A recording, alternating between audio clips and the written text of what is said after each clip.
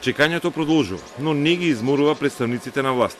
И председател, и министерката Шекеринска се убедени дека доколку утре Македонија не добие датум, тоа нема да биде наша вина, туку на трешните работи во Унијата.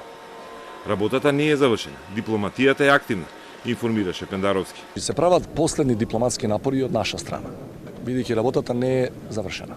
Денеска почнува заседанието на Европскиот совет на највисоко ниво, на ниво на шефови на држави и влади, и трае и утре. Ние сме, проширувањето е на дневен ред негде утре околу пладне. Значи, во раните попладневни часови ќе се донесе формална одлука.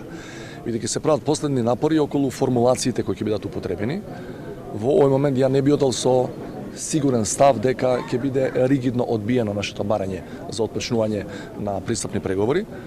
Владата ќе падне ако нема датум, беше вчерашното предвидување на премиерот Заев, но неговата потпредседателка не одговори конкретно на прашањето дали ќе има оставки или недоволно мнозинство за актуелната влада.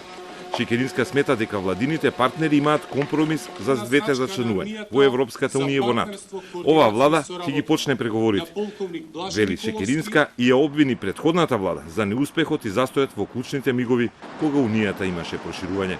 Стратешка, историски казнива, за жал грешка, е што нашата држава ги изгуби подобрите години за проширување на Европската унија во период кога Хрватска влезе, во период кога Црна Гора и Србија ги почнаа преговорите за членство. Ние не можеме назад да го вратиме времето, но може да спречиме повторување на грешките.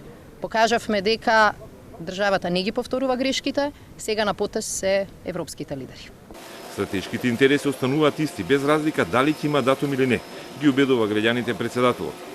Тврди дека по 14 години од добивањето кандидатски статус до денеска, поради промените во пристапниот процес во Унијата, Македонија може да се пофали дека направила најмногу од останатите земји членки кои пристапувале во 21 век. Јас тврдам, стојам на тој став, дека Република Северна Македонија денес е поподготвена од било која друга држава во историјата на Европската унија во моментот додека чекале датум за преговори. Значи, ние сме најподготвени бидејќи имаме 14 години стаж чекање. Пендаровски како врховен командант рече дека граѓаните не треба да стравуваат бидејќи безбедноста не е обезбедена преку скорото членство во НАТО.